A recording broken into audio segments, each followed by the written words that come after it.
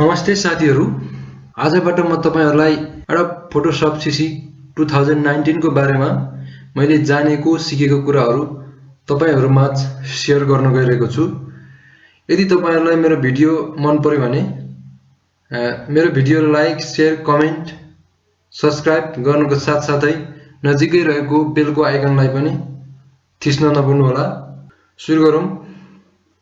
एउटा Photoshop CC 2019 windows 10 हो। यसमा विन्डोज 10 मा कुनै पनि सफ्टवेयर इन्स्टल गरिसकेपछि यसरी देखा पर्छ। हामीले एउटा फोटोशप सीसी 2019 क्लिक गरेर ओपन गरौँ।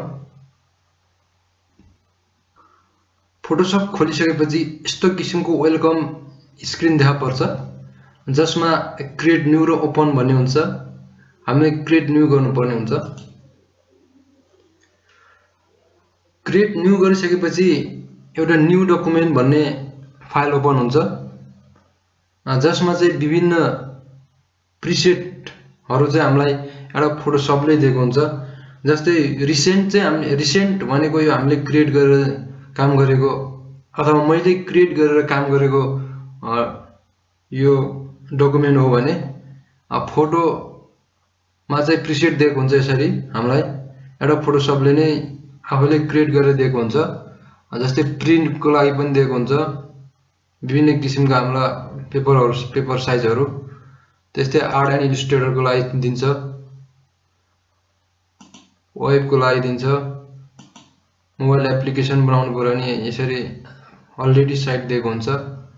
त्यस्तै फिल्म एन्ड भिडियोको लागि पनि अलरेडी साइज दिएको हुन्छ। हामीले यी बाहेक नयाँ डकुमेन्ट क्रिएट गर्न सकिन्छ। जस्तै हामीले यहाँ गएर प्रिसेट डिटेलमा गएर अनटाइटल 1 लेखेछ, यसमा हामीले कुनै नाम लेखौं। जस्तै मेरै नाम लेख्छु म। यसरी लेखेर यसको अब हाइट र हाइटको कुरा छ। यसको युनिट धेरै छन्, इन्चमा छ, सेन्टिमिटरमा छ, मिलिमिटरमा छ, पॉइन्ट पिकासमा छ, तर मैले अहिले पिक्सलमा हेरे। वाइट हामीले 1000 पिक्सल गरौँ र हाइट 700 पिक्सल गरौँ। यसमा ओरिएन्टेसन भन्ने छ। यसमा ओरिएन्टेसनमा ल्यान्डस्केप र पोर्ट्रेट छ। ल्यान्डस्केप गर्दाखेरि हाम्रो 1000 पिक्सल वाइट र 700 पिक्सल हाइट छ भने पोर्ट्रेट गरिसकेपछि जस्ट उल्टो हुन्छ। हामीले पोर्ट्रेटमा काम गरौँ। रिजोल्युसन भन्ने बित्तिकै 1 इन्चमा कति पिक्सल हुन्छ भन्ने कुरा हो। रिजोल्युसनको अर्थ के हो पनि भन्न सकिन्छ भने रिजोल्युसन भनेको चाहिँ एउटा कुनै डिजाइनिङको क्वालिटी हो। हामीले जति बढी रिजोल्युसन राखिन्छ त्यति नै राम्रो क्वालिटी आउँछ। जस्तै हामीले यसमा दुई खालको हामीले रिजोल्युसन राख्न सकिन्छ, प्रिन्ट गर्ने र प्रिन्ट नगर्ने, अथवा प्रिन्टेड र नन प्रिन्टेड। प्रिन्टेडको लागि हो भने हामीले 300 पिक्सल राखेर काम गर्दाखेरि हाम्रो त्यो डिजाइनिङ चाहिँ एकदम क्वालिटीको निस्किन्छ। जस्तै प्रिन्टेड नन प्रिन्टेड भन्नाले कुनै पनि होर्डिङ बोर्ड बनाउनु पर्यो, कुनै पनि फोटो बनाउनु पर्यो, जसलाई हामीले प्रिन्ट गर्नु पर्यो छ भने हामीले प्रिन्ट गर्नु छ भने त्यसलाई 300 पिक्सल रिजोल्युसन राख्दा बेस्ट हुन्छ। भने नन प्रिन्टेड स्क्रिन कुनै पनि कम्प्युटरको लागि अथवा कुनै पनि वेबसाइटको लागि, कुनै पनि होर्डिङ बोर्ड फोटो डिजाइनिङ गरेर चाहिँ वेबसाइटमा हाल्न अथवा कुनै सोशल मिडियामा हाल्नलाई डिजाइनिङ गरिन्छ भने हामीले त्यसलाई रिजोल्युसन 72 देखि 100 सम्म राख्दा एकदम राम्रो क्वालिटी आउँछ। त्यसकारण अहिले हामी 72 रिजोल्युसन राख्छौं।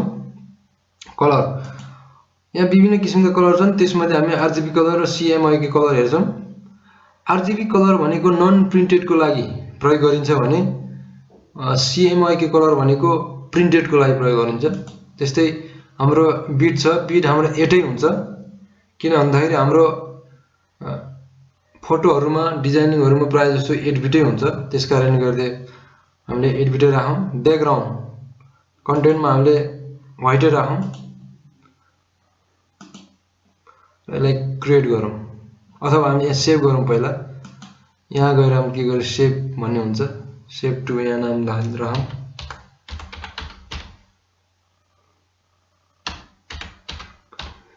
यसरी सेभ गरेपछि हाम्रो सेभ भन्ने फाइलमा आउँछ। यसरी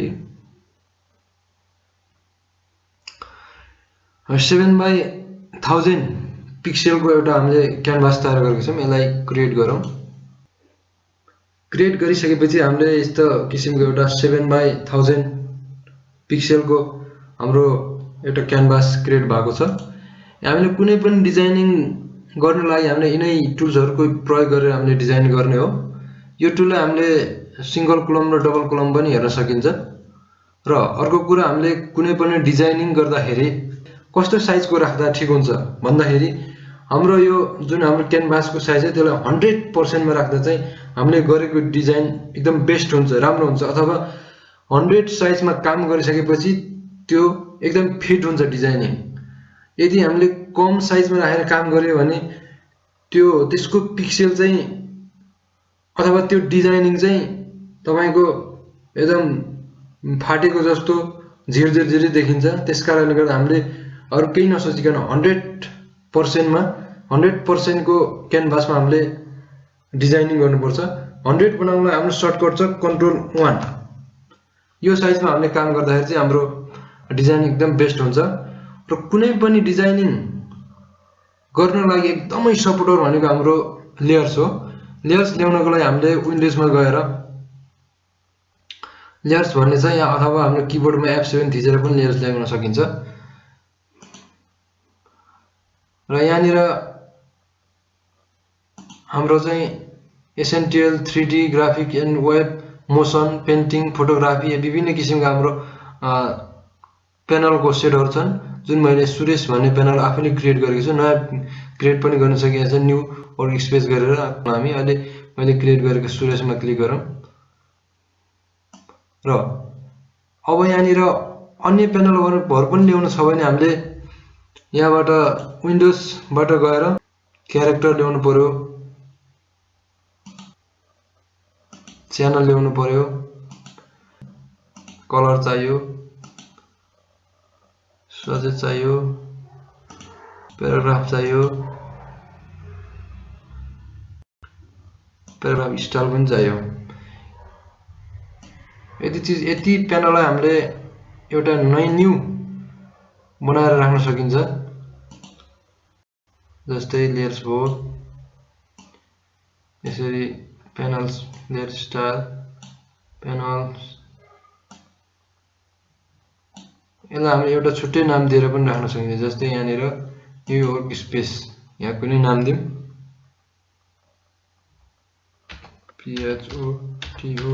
PHOTOSHOP फोटोशप दिउँ र सेभ गरौँ। यति भएपछि हामीलाई यहाँनिर क्रिएट भइसकेको छ। फोटोशप क्लिक गर्ने बित्तिकै हाम्रो यो प्यानलबाट आउँछ र अन्य क्लिक गर्ने बित्तिकै अरु नै आउँछ। यसरी हामीलाई यो चाहिँ फोटोशपले पनि दिएको हुन्छ। यो फोटोशपमा हेरौँ हामीले क्रिएट गरेको। यसरी गरिसकेपछि हामीले आज तपाईहरुलाई म दुईटा टुलको बारेमा जानकारी गराउँछु, मुभ टुल र मार्केट टुल। कुनै पनि टुललाई क्लिक गर्ने बित्तिकै हाम्रो यहाँ प्रोपर्टी बार देखा पर्छ। जस्तै हामीले यहाँ मार्केट टुलको क्लिक गर्ने बित्तिकै मार्केट टुलको प्रोपर्टी बार निस्केको छ। मुभ टुल भन्ने बित्तिकै कुनै पनि फोटोलाई एक ठाउँबाट अर्को ठाउँमा लाने काम गर्छ। जस्तै कुनै फोटो लियौँ हामीले, यहाँ यसरी ड्र्याग गरेर ल्याउन सकिन्छ र Ctrl+O गरेर पनि ल्याउन सकिन्छ। अनि छुट्टै प्यानलमा खोलौँ, या छुट्टै क्यानभासमा खोलौँ। यो फोटोलाई मैले हाम्रो न्यू क्यानभासमा लान चाहे भने यो फोटोमा जाने मुभ टुलमा र यसको मुभ टुलको सहायताले यसरी ड्र्याग गरेर ल्याउन सकिन्छ। यसरी Ctrl+Z भनेको पहिलाको अवस्थामा आउँछ। र अर्को कुरा, यहाँनिर लेयर्स ल्याउने बित्तिकै हामीले अहिले केही नसोचिकन क्रिएट अ न्यू लेयर गरौँ। यसरी काम गर्दा हामीलाई एकदम राम्रो हुन्छ। र कुनै पनि काम गर्दाखेरि ब्याकग्राउन्ड लेयर भन्दा अर्को लेयरमा काम गर्नुपर्छ, क्रिएट न्यू लेयर गरेर। त्यसो हुँदाखेरि हाम्रो काम गर्न एकदम सजिलो हुन्छ। आज म तपाईहरुलाई अब तपाईहरुलाई रेक्टेंगुलर मार्केट टुलको बारेमा जानकारी गराउँछु। रेक्टेंगुलर मार्केट टुल भनेको एउटा यस्तो सेलेक्टिभ गर्ने सेलेक्ट गर्ने टुल हो जसले चाहिँ वर्किङ एरिया सेलेक्ट गरेको भने पनि बुझिन्छ। जस्तै कन्ट्रोल डी गरेर डिसेलेक्ट गर्न सकिन्छ। जस्तै हामीले कुनै ब्रसको सहायताले यहाँनिर हामीले हाम्रो क्यानभासमा केही लेख्न सकियो यसरी, र यसलाई मुभ टुलको सहायताले हामी यसरी मुभ पनि गर्न सकिन्छ एक ठाउँबाट अर्को ठाउँमा। र अब हामीले रेक्टेङ्गुलर मार्की टुल अथवा मार्की टुलको सहायताले कुनै चिजलाई यसरी सेलेक्ट गर्यो भने हामीले यहाँ यो हाम्रो क्यानभासको बाहिरी काम गर्दैन, यसलाई भित्रै काम गर्छ यसरी। त्यसकारणले यसलाई हामीले वर्किङ एरिया पनि भन्न सकिन्छ। Control D. मार्की टुलको काम फेरि अर्को पनि छ। जस्तै हामीलाई कुनै पनि चिज कति चाहियो यति मात्रै ल्याउनु छ भने हामीले यसलाई यसरी सेलेक्ट गरेर मुभ टुलको सहायताले यसरी ल्याउन सकिन्छ भने control D sorry control Z. अर्को काम यसले के पनि गर्न सकिन्छ भने सेलेक्ट गरिसकेपछि कन्ट्रोल सी कपी गरेर डाइरेक्ट यहाँ ल्याएर कन्ट्रोल भी पनि गर्न सकिन्छ। कपी पेस्टको काम पनि यसरी गर्न सकिन्छ कन्ट्रोल जेड। अर्को कुरा हामीले यिनै मार्की टुलको सहायताबाट एउटा सानो तपाईहरुलाई सिम्पल डिजाइनिङ पनि गरेर देखाउँछु। Marquee tool. मार्की टुलको प्रोपर्टी बारमा विभिन्न किसिमको प्रोपर्टी बारहरु छन् यहाँनिर, जसमा यहाँ new selection tool new selection छ। न्यू सेलेक्सनको काम भनेको एउटा मात्रै सेलेक्सन गर्छ यसले, एक ठाउँ मात्रै एक्सन ल। र अर्को रहेको छ add to selection. Add to selection भनेको जति पनि सेलेक्सन गर्छ यसले। जस्तै कन्ट्रोल डी गरौँ, एड टु सेलेक्सन गरेपछि जति पनि गर्न सक्छ यसले। यसलाई हामी यसो गरेर यसरी बीचमा काट्न पनि यसरी सक्छौं। यसलाई अझ यसरी बढाउन पनि सक्छौं। अझ यसलाई यसरी गरेर यस्तो पनि गर्न सक्छौं। अझ यसलाई यसरी यस्तो पनि गर्न सक्छौं। यसको एड टु सेलेक्सनको सर्टकट हामीले शिफ्ट थिचेर पनि हामीले काम गर्न सकिन्छ। जस्तै शिफ्ट थिचेर हामीले यसलाई यसरी बढाउन पनि सकियो है। र अर्को रहेको छ subtract from selection. Subtract from selection भनेको आफूले नचाहिने चिजहरुलाई काट्न सकिन्छ यसरी। अथवा यसको सर्टकट के भने अल्ट थिचेर पनि यसलाई यसरी काम गर्न सकिन्छ यसरी। आफूले नचाहिने चिजहरु डिजाइनिङमा नचाहिने चिजहरु हामीले काटेर मिलाएर राख्न काटछाट गरेर राख्न यसरी सकिन्छ यसरी। त्यस्तै गरेर हाम्रो अर्को रहेको छ intersect with selection. Intersect with सेलेक्सनले चाहिँ हामीले कुन चीज चाहिएको छ त्यसलाई सिलेक्ट गरेर यसको सहायताले त्यति मात्रै राख्छ र अरु बाँकी काट्दिन्छ ए। अथवा यसको सर्टकट की शिफ्ट र अल्ट थिचेर पनि यसले काम गर्न सकिन्छ यसरी। Control D. रेक्टेङ्गुलर मार्की टुलको सहायताले एउटा तपाईलाई सानो डिजाइनिङ गरेर देखाउँछु। यो न्यू सेलेक्सनले यसरी गरियो। अब अर्को ल्याउन हामीले शिफ्टको एड टु सेलेक्सन शिफ्ट थिचेर एड टु सेलेक्सन गरेर अर्को सेलेक्सन ल्याउन सकिन्छ।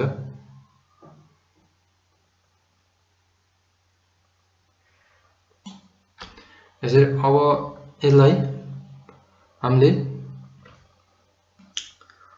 अल्ट ब्याक स्पेस गरेर हाम्रो फोरग्राउन्ड कलर फिल गर्न सकिन्छ भने कन्ट्रोल ब्याक स्पेस गरेर हाम्रो ब्याकग्राउन्ड कलर फिल गर्न सकिन्छ। अथवा अल्ट डिलिट गरेर पनि फोरग्राउन्ड कलर फिल गर्न सकिन्छ भने कन्ट्रोल डिलिट गरेर पनि ब्याकग्राउन्ड कलर फिल गर्न सकिन्छ। अहिले हामी अल्ट ब्याक स्पेस गरौँ, कन्ट्रोल डी गरौँ। यो डिजाइनिङ तपाईले कतै देख्नुभयो होला, कुनै हस्पिटलको लोगो जस्तो देख्नुभयो होला अथवा कुनै रेड क्रसको लोगो जस्तो छ। यसरी हामीले एउटा सानो तपाईलाई डिजाइनिङ बनाएर देखाए। तपाईले आफै ट्राई गर्नु होला तपाईले कुन कुन डिजाइनिङ गर्न सक्नुहुन्छ। र अर्को फेरि न्यू क्रिएट न्यू लेयर गरौँ। अर्को रहेको छ इलिप्स टुलको बारेमा तपाई आफै जसरी मैले तपाईहरुलाई सिकाएको छु त्यसरी नै डिजाइनिङ गर्न सक्नुहुन्छ। म अर्को फेरि सिंगल रो मार्की टुल र सिंगल कलम मार्की टुलको सहायताले एउटा कपीको पेज बनाउँछु। म कपीको पेज जस्तै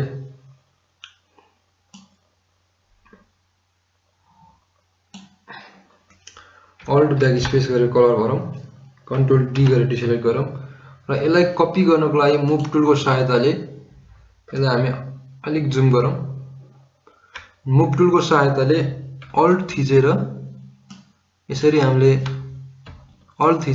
यसलाई कपी यसरी गर्न सकिन्छ। हामीले यसलाई 1.02 सेन्टिमिटर राखौँ, फेरि अल्ट थिचेर मुभ टुलको सहायताले 1.02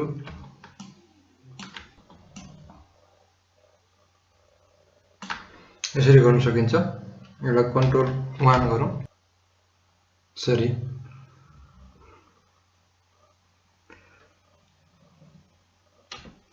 अब सिंगल कोलम मार्की टुलको सहायताले एउटा हामीले कोलम यहाँ डिजाइनिङ गर्छौँ। Alt backspace control D. यसरी हामीले मार्की टुलको सहायताले पनि सानो डिजाइनहरू बनाउन सक्छौँ। अब हामीले यहाँनिर लेयरलाई मर्ज गर्छौँ। सबभन्दा माथि क्लिक गरेर सबभन्दा तल शिफ्ट थिचेर क्लिक गरेपछि अल सिलेक्ट हुन्छ। कन्ट्रोल ई गरेपछि यो मर्ज हुन्छ। यसलाई हामीले क्लिक गरेर नेम पनि दिन सक्छौँ। यो पीवाई कपी भनेर राख्न पनि सक्छौँ। यसरी हामीले डिजाइनिङ गर्छौँ। तपाईहरुले पनि ट्राई गर्नु होला।